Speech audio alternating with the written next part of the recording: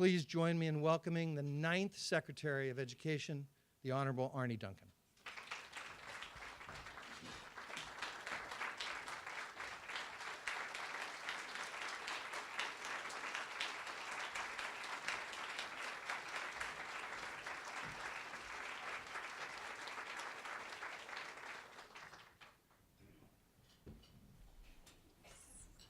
So we're good to go here.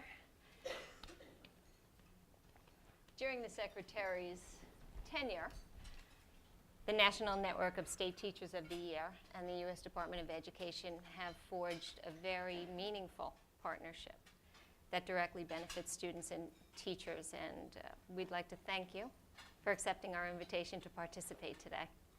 And thank your staff. Thank you to Brad Jupp and to Lori Calvert and the irreplaceable Joanne Weiss for coming too. I'm going to lay out how the session will go, and then we'll get started right away.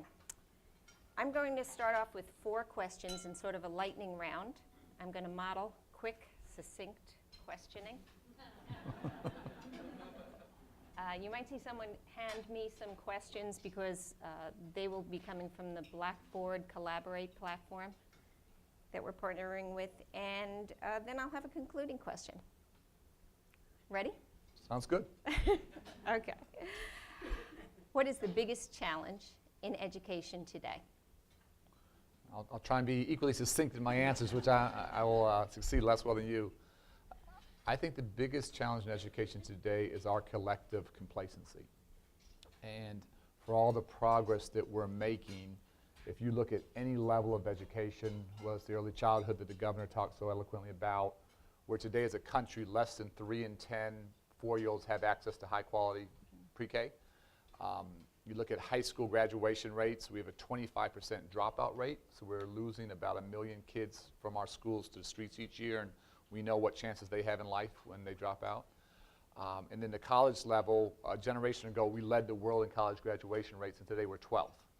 So if you look at any level, early childhood, K to 12, higher ed, tremendous amount of great work going on that all of you are helping to lead and to shape. But if you sort of step back, I'm not proud of where we are in early childhood. I think we should have universal access to high quality pre-K. We have to get the dropout rate to 0 as fast as we can, and we need to lead the world in college graduation rates again. And I don't think the general public, I don't think the country understands how much better we have to get, and they don't understand the sense of urgency with which we have to improve. You touched on this a little bit. So why is early learning so important, and what would the President's proposal do to advance this? I think I'm probably preaching to the choir in this audience, although not every audience is so friendly on this issue. I just fundamentally think it's the best investment we can make as a country, just unequivocally, that when so many children start kindergarten a year to a year and a half behind, all of you guys have to play catch-up. We have to get you out of the catch-up business. We have to level the playing field. And children from disadvantaged communities are as smart, as talented, as creative as children anywhere in the world. We just have to give them a chance. And as a country, we have chosen not to give them a chance. And I think as a society, we pay a grave price in teenage pregnancy, in dropouts, in locking people up. And if we simply invested in early, on the front end, 0 to 5, in high quality early childhood education, if all of our babies could start kindergarten ready to be successfully, socially and academically, lots of people a lot smarter than me, James Heckman, a Nobel Prize winning economist, talks about a 7-to-1 return on investment. Every dollar we invest, we as a country give back $7. So from an economic standpoint, it's pretty unequivocal. Doing lots of events with folks in the military community. Less than 25% of young people qualify for the military today because they're physically unfit or academically unprepared or have a criminal record. So from a sort of national security standpoint, then I would argue from this being the civil rights issue of our generation, take any one of those, this is a really big deal. You put these 3 things together, we have to get this done. What we're trying to do is the governor's provided just extraordinary leadership in tough economic times. Minnesota and other governors, Republican and Democrat, are investing in early childhood education, but there's huge waiting lists. So for, how much did you put in? How many tens of millions, roughly? 40 million additional this session. So $40 million, real money, huge investment. Again, not easy times, but despite that investment, there's still a waiting list of about 30,000 kids here in Minnesota. So states can't do them by themselves. We need to be a good partner at the federal level, and we simply want to partner with states to make sure that all of our children have access to high-quality early childhood education and can enter kindergarten ready to be successful. This is not tinkering around the edges. This is sort of a massive transformational opportunity. We need bipartisan partnership in Washington to mimic the bipartisan partnership in states like Minnesota and many other states as well. Seems like a no-brainer to me. What are some of the challenges of implementing the Common Core standards and the curriculum that's going to be aligned with that? So you guys are living this. I'd love to get Right. your thoughts and ideas on it. A couple things. Sort of stepping back, there's a huge amount of change that is happening and will happen for the next 2, 3, 4 years. And to be clear, I think it's going to be a choppy, hard couple of years. Higher standards, new generation of assessments coming, different teacher and principal evaluation support. In a perfect world, maybe you would do these things over a 10 or 15-year period, but we don't have that luxury of time. So the question is, how do we help teachers and, really importantly, students themselves and principals and parents in the community start to teach to a higher bar? And that is easier said than done, but how we build real professional learning communities, how we empower teachers to help each other, not just in their school or district, but with technology across the country. I think this is an absolute game changer. The vast majority of teachers I talk to, and try and talk to hundreds and hundreds of teachers around the country, they are both really excited about the opportunity the Common Core presents, but also have a fair amount of anxiety and fear about all these changes happening at the same time and receiving the right amount of support. So I think the best thing we can do is to try and be a good partner to hear what's working and what's not and help teachers move to this higher bar. But again, sort of stepping back, if you sort of think about the history of education in our country, I'm convinced this is the first time ever that a child in a relatively high-performing state like a Minnesota or Massachusetts or Maryland, or a child in a historically lower-performing state like Mississippi, it's the first time ever in our country's history they're going to be measured by the same yardstick. And I think that's a really important thing for all children, but particularly for disadvantaged children. Here's our last question for the lightning round. You're doing very well. And it's the one... Great inflation. Yeah. It's the one that's nearest and dearest. Well, it's very important to this crowd. Why is teacher leadership so important? The second part of that question is, how can the federal government help encourage states and districts to develop meaningful, high-impact teacher leader roles? Well, let me sort of even step back beyond that question a little bit. And Ron touched a lot on it on his really, really kind introduction. I think we have to make teaching a true profession. And I don't think we're there today. And I don't think we're there today because we don't recognize and reward and support extraordinary talent. We don't recognize the huge difference that great teachers and great principals make in students' lives. We don't do enough to attract the hardest working, most committed young people in this country to become teachers. We generally train them insufficiently at best. We don't give them the career ladders. We don't give them the master teacher and mentor teacher roles and all the things that any real profession has. So honestly, what I love about this group is all both inspiring and heartbreaking. You guys are the exception to the rule. I think a lot about not just the great work you're doing, but I think of all the great talent like you who chose not to go into education and what were the barriers to them coming in. I think about all the great teachers who didn't have your perseverance and tenacity and grit and walked away because they didn't get the support they needed and didn't get the pay they needed and didn't have the professional learning communities they needed to be successful. So for me, I think we're sort of at a crossroads as a country. And whether it's the work that we're trying to do around the Respect Initiative that we've spent time with many of you on, whether it's the work that Ron's trying to do with National Board, whether it's sort of this emerging organization, which I think is such a potentially powerful voice here, I think we need to fundamentally and dramatically change and elevate the teaching profession. We should have a conversation about it. I'm pretty convinced that we at the federal government or any government can't do that by themselves. We can be a good partner. I think for this to be successful, this must be teacher-led. And I think your collective voice is extraordinarily important in helping us get there. But just sort of put out there, think if we doubled starting teacher salaries, what that would mean. Think if a great teacher could make pick a number, $130, $140, $150,000. Think if, not everyone agrees with me on this, think if we had significantly better pay for teachers to work in the heart of an inner city community or in a rural community or remote. I visited one Native American reservation, so clearly these are the kids who have had the least forever. We've decimated these communities. On one reservation, half their teachers come from the Philippines because they can't find teachers from America to teach on the reservation. And then we wonder why these children aren't successful. So I don't think we as a country are really serious about this, and I think so many of you succeed despite the structure and policies, not because of them. And for us to get that sort of fundamental change, part of it is policy, but part of it is a movement. And I think it's so critically important that teachers lead that movement, and there's not potentially a better group of teachers to help to drive that change than this group in this room today. Okay, that's the end of the lightning round. You did very well. I'll take it, I'll take it. I have to tell you, it was really this secretary's suggestion that we have this discussion versus a keynote speech, and I think the audience is thrilled with that idea. So now let's open it up for questions. Do we have any handheld mics, or are we It's a just very gonna shy group, I can use our tell. teacher voice, right? Okay, let's start over here. Hi, my name is Rosita Force. I'm from Omaha, Nebraska.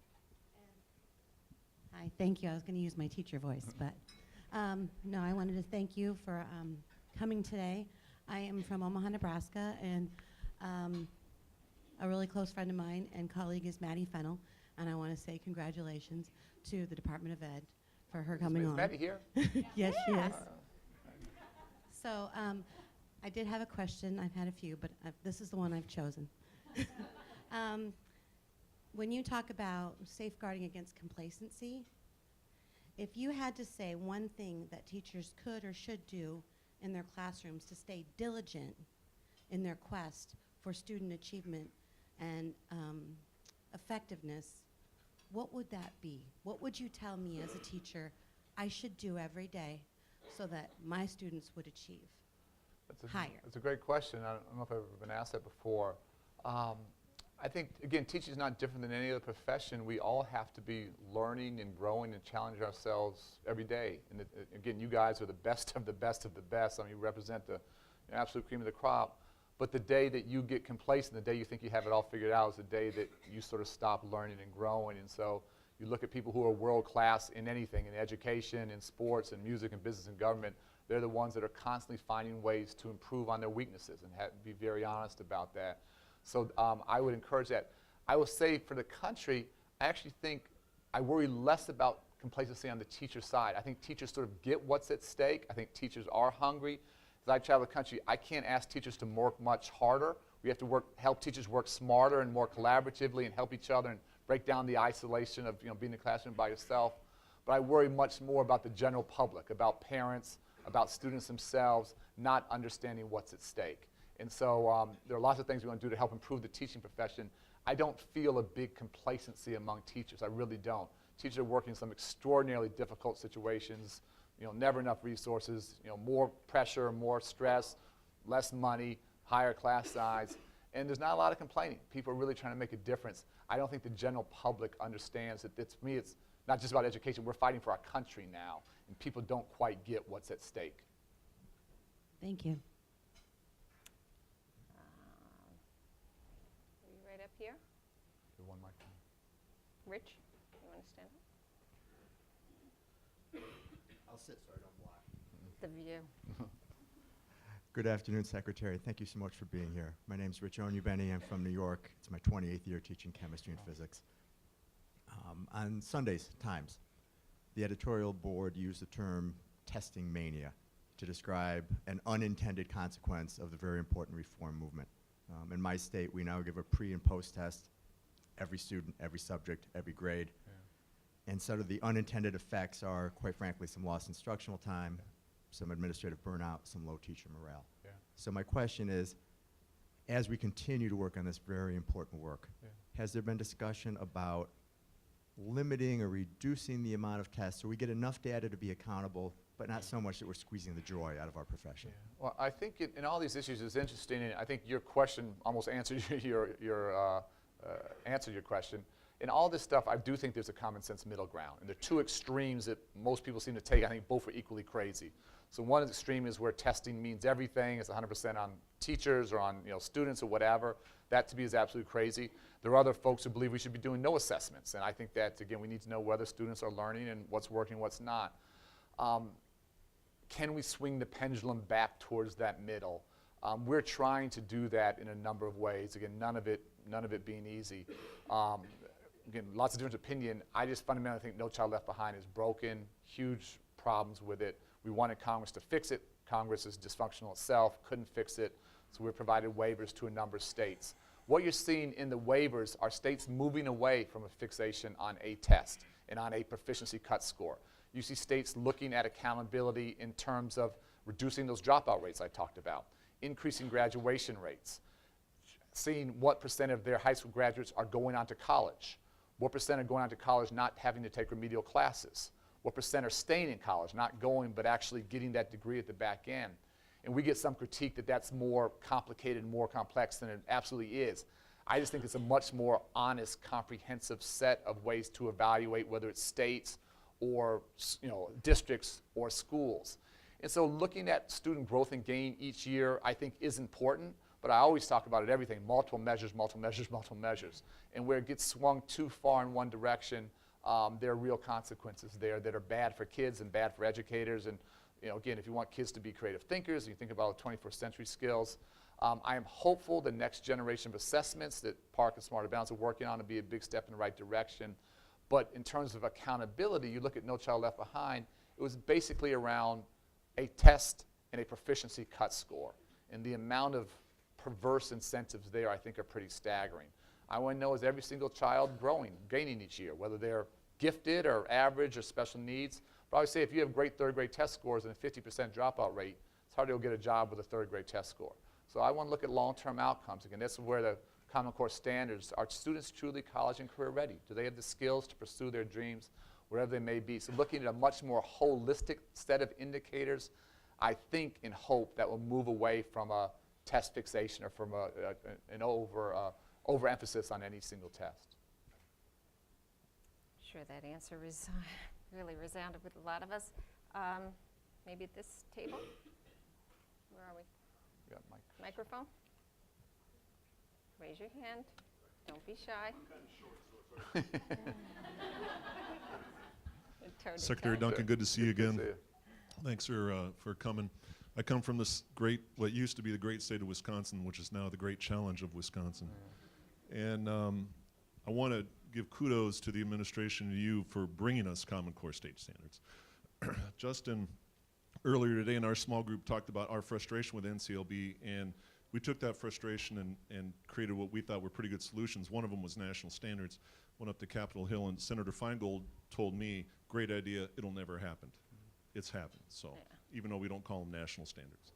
We do not. I know, I get that. and there is a rich historical reason for that, I understand, I get it.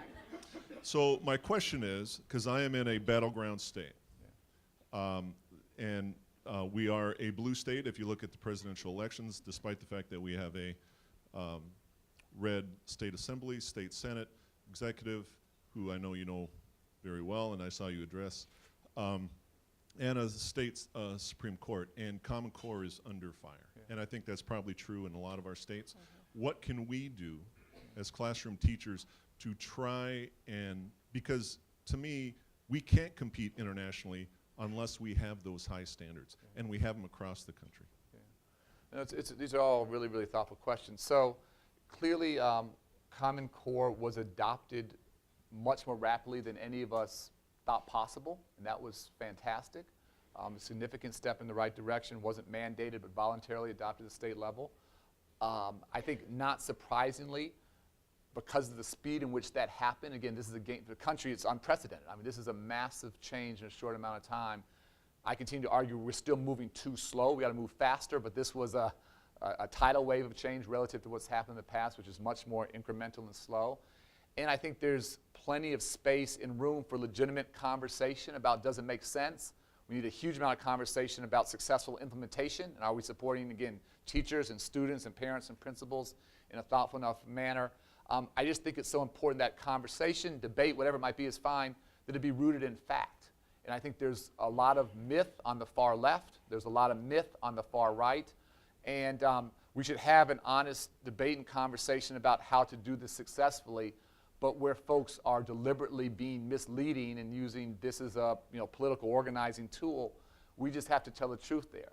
So my goal in life is never to please anyone. I've never succeeded in it, so I've stopped trying.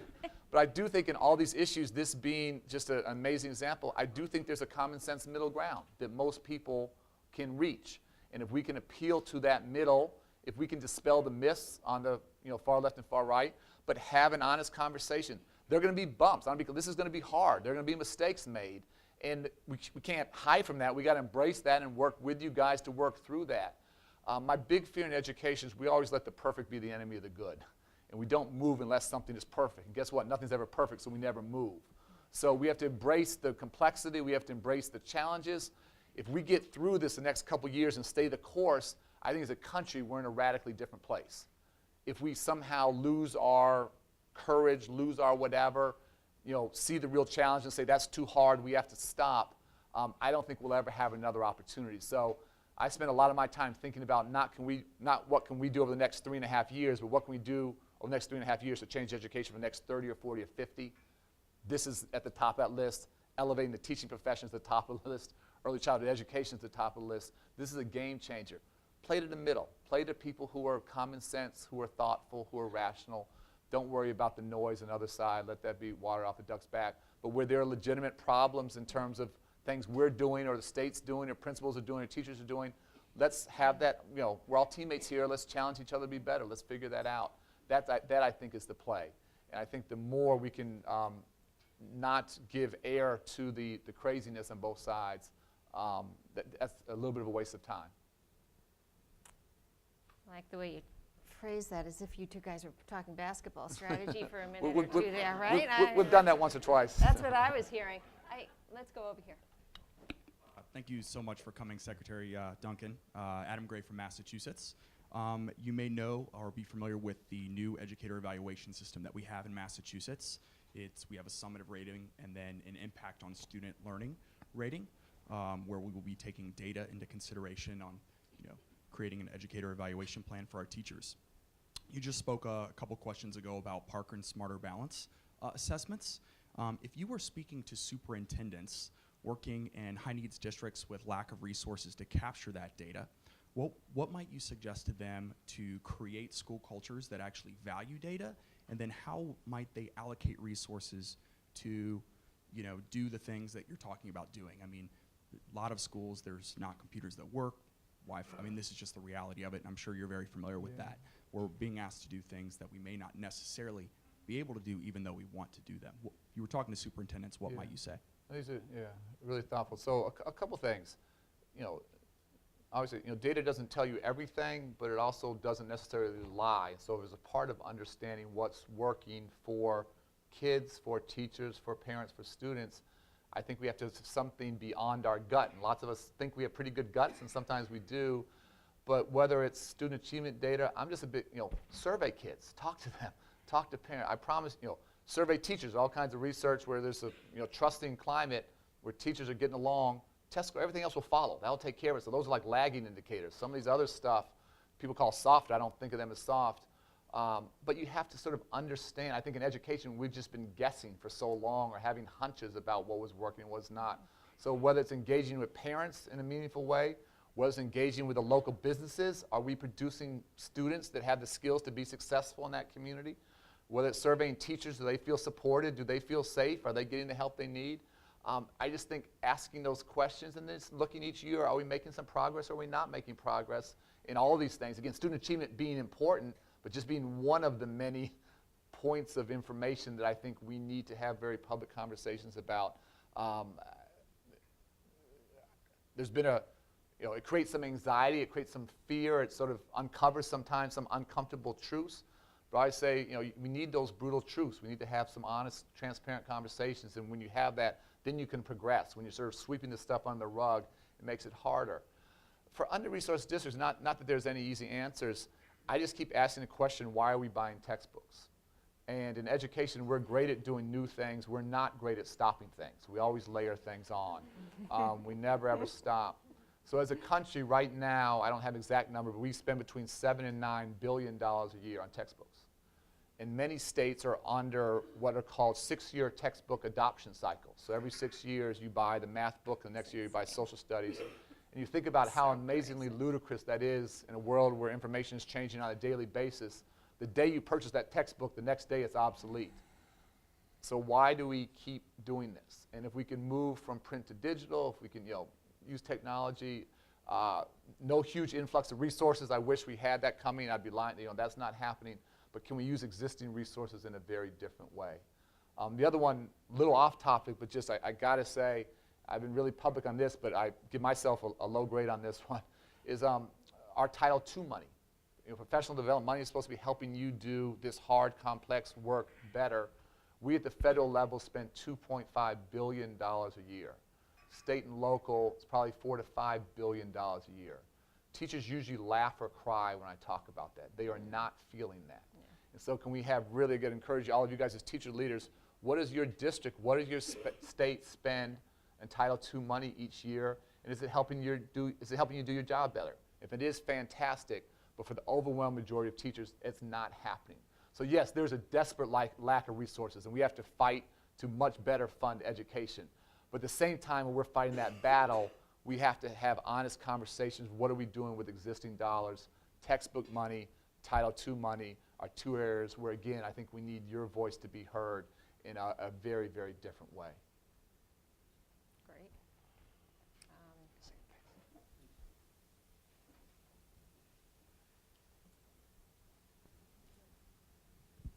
Hi, Secretary. We're so glad to have you. Megan Allen, Florida, 2010. Marguerite, I might be breaking the rules a little bit, so I'm going to preface by saying sorry. But thinking of the flipped classroom, flipped instruction, if we could do a flipped Q&A session, what questions do you have for the big brains in the room right now from across the country? The big edu brains. I like rebels. I like it. So my fundamental question, I think, is where I started, is not by itself, but can this group lead the transformation of teaching to being a true profession? That's easier said than done, but how has teaching changed over the past 30 or 40 or 50 or 100 years? And there's a time when women didn't have other opportunities, and so we got the best of women. Obviously society's opened up, which is great. But I just ask, what % of our nation's smartest, hardest working, most committed college graduates go into education? How well are we training them? How are we compensating them? And how, as Marguerite asked to start, how are we creating real career ladders so people stay in this for 30, 40, 50 years? And again, an honest look at any of those, at best, I'd give us as a country, any one of those categories, a D. Most would be a D- or an F. Like, we're not even close. And again, having teachers lead this movement, I think that's the only way we get there. So that would be my biggest and most fundamental question and challenge to this group. And I just think the profession deserves more. I think you deserve more. I think our kids deserve more. And ultimately, I think our country needs it. I think I heard you give NNSTOY an A+. That's what that's how I translated that. Bob Williams?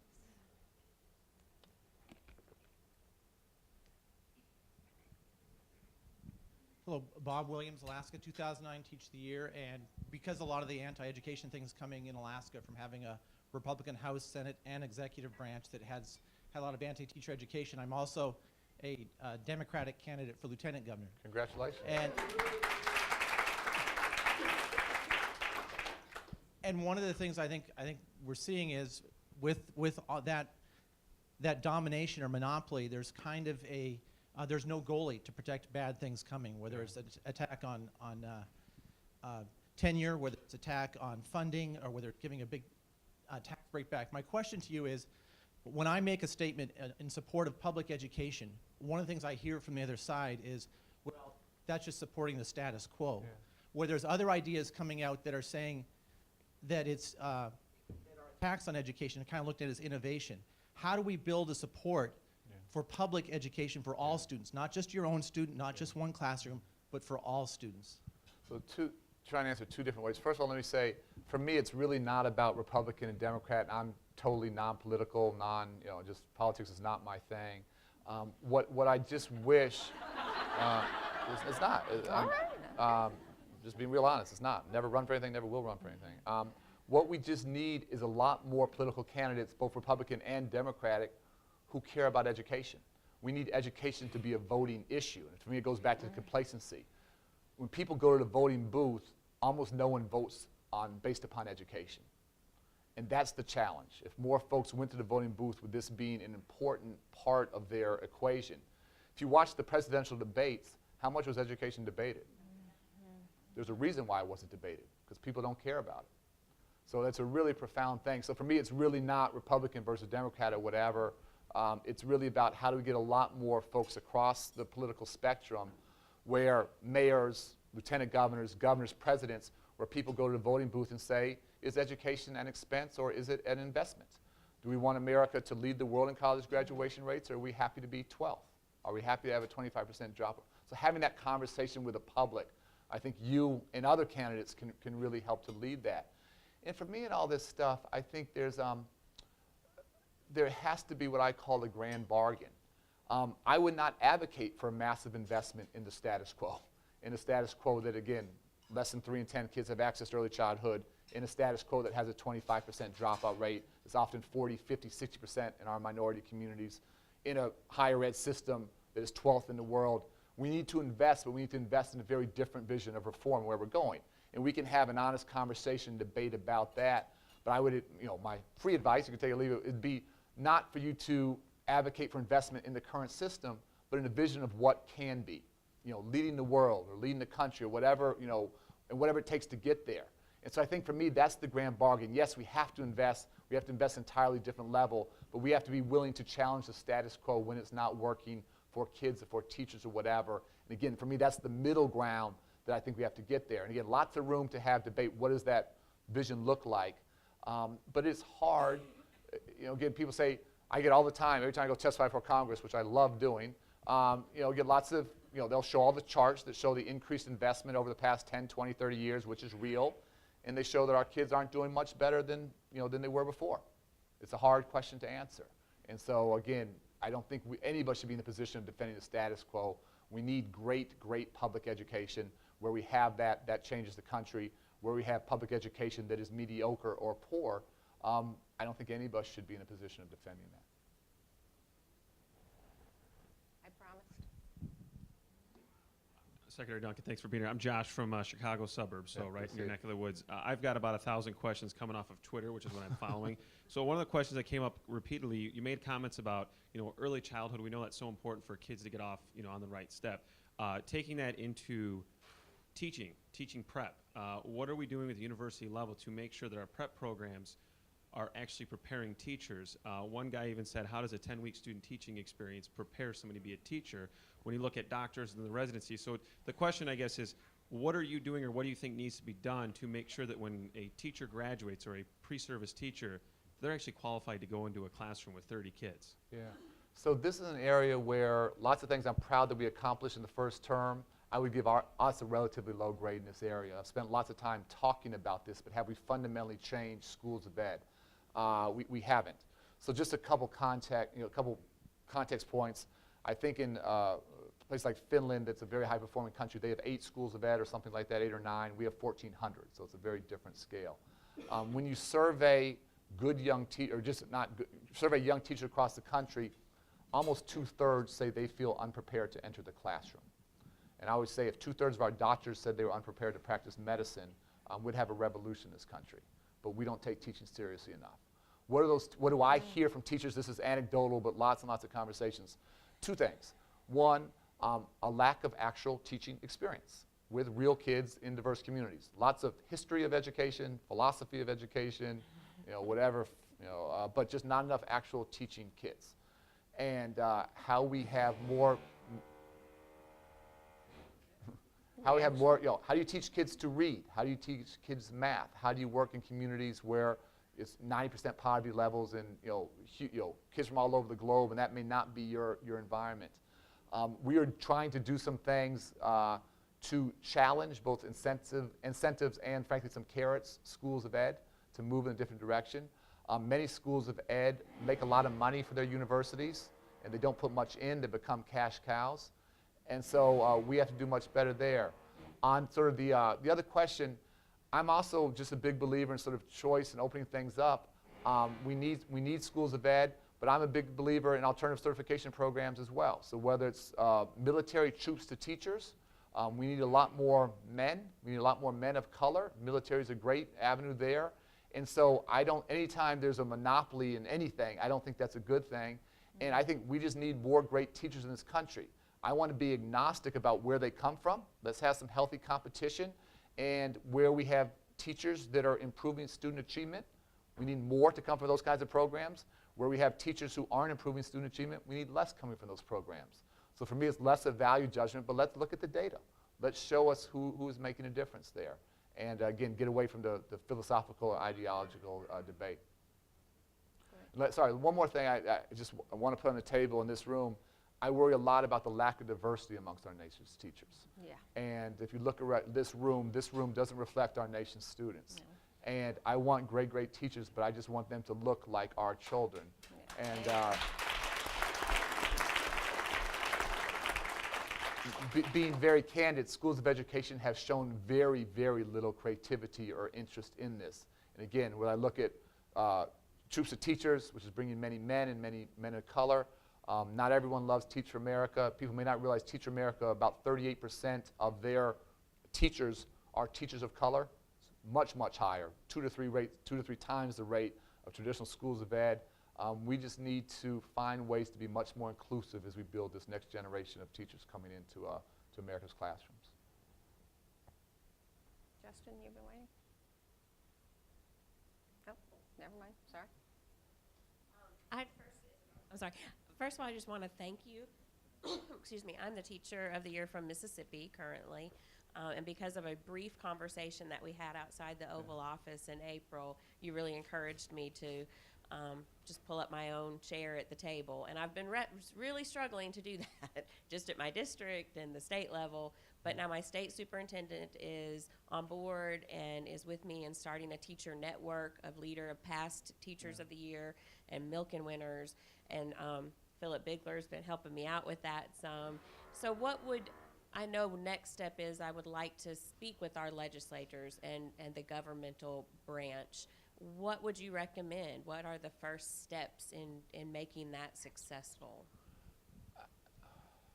I think in all this stuff, again, there's so many issues in education, so complex, and we know there are no silver answers, silver bullets here. I think as you set those meetings up, you have to be very, very clear what you're asking to change. What's the most important thing? And if people come to me with a list of 10 things, honestly, I sort of glaze over. It's too much. People come to me with here are 1 or 2 or 3 things that we really want you to think about. They're going to make a huge difference. I can focus on that and hold myself accountable for moving it. So say this to the whole group, don't underestimate the power of your voice. People do listen to teachers. The fact that you guys are the best of the best. I think teachers are a little self-depreciating. Your words are going to be very, very profound, but be clear what you're asking for. And that contest is going to vary state by state or whatever, community by community. But if you go have a conversation, what are the 1 or 2 or at most 3 things that you're asking folks to think about doing? If you're asking for 8, my sense is it's a little overwhelming. Now, Justin?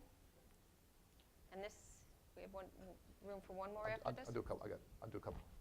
You can do a couple? So I teach second grade, and one of the things I like about second graders is they're really into those 21st century skills you talked about. Innovation, ingenuity, creativity, collaboration. Yeah. That's sort of intuitive to them. Yeah. For the most part, our professional development structures do not involve teachers in those things. Yeah. And you talked at the second international summit about how much we spend on PD, how little we get back. Yeah. At that same summit, a lot of countries like Finland, Singapore talked about action research being their most effective PD. They talked about structures where teachers are innovating, collaborating, solving problems. So I'd like to hear just what is your vision for professional development for shifting it to be more innovative and more aligned with those 21st century skills? I think this is one where I'm pretty radical. I just think we should be listening to you guys. And I don't think that's going to vary teacher by teacher. But I think, again, as a country, as a state, as a district, we're investing X amount of money. And you should know what that is for your school, and you should know what that is for your district. And if you don't know, you need to inform yourselves. And if that's helpful, we should keep doing it. If it's not helpful, we should be asking you what you want, what will help you improve. And for you, it's action research. That's fantastic. Someone else might have a different answer. I don't think there's one easy answer here. But this, for me, should just be sort of radical empowerment of teachers.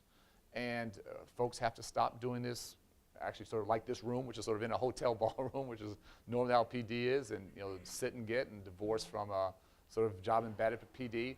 I love the action research that you and others are doing. I think there's a huge appetite for that. Do I think that's the answer for everybody? Not necessarily. But we just need to really listen to teachers and say, if this is helpful, great. If not, help us construct something that is. And again, for me, this is part of the trade-off. This is a real profession. We're going to hold you accountable for improving. I mean, you need to figure out what's going to help you be the best teacher you can be.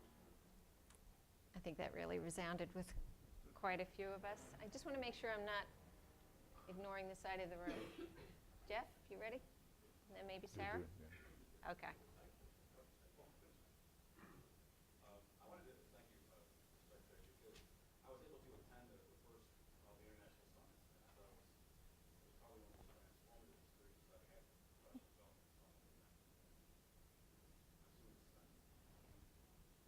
We can't hear you, Jeff.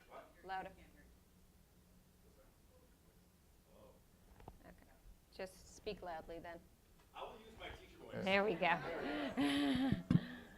There's a lot of conversation, a lot of words about finding the most effective teachers, and then the Finland model and all the other places, and attracting them and so forth. And you use an expression, master teacher, and that prompted a question from me. In New York City, and I'm from upstate New York, in New York City they've got a program on Math for America. Yeah.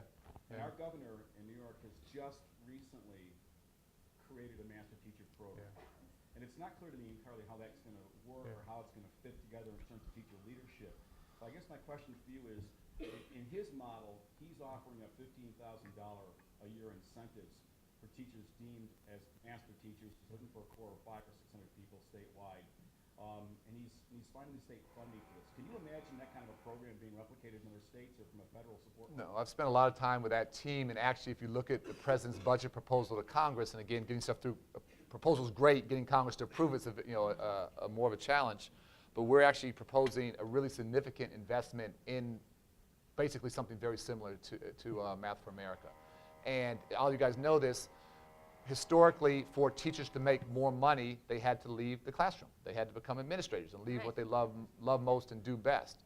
And so can we have these hybrid roles where very high-performing teachers can teach, whether it's a half day or a day a week or a period a week, but spend the other time working with the next generation of talent?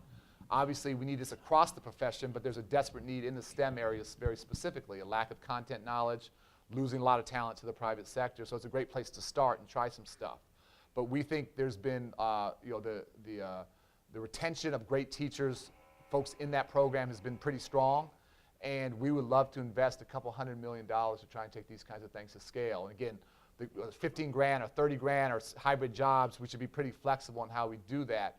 But there's got to be another rung on the teacher ladder between teacher and administrator. In fact, there should be probably 2 or 3 or 4 or 5 rungs along there, and we want to just try and.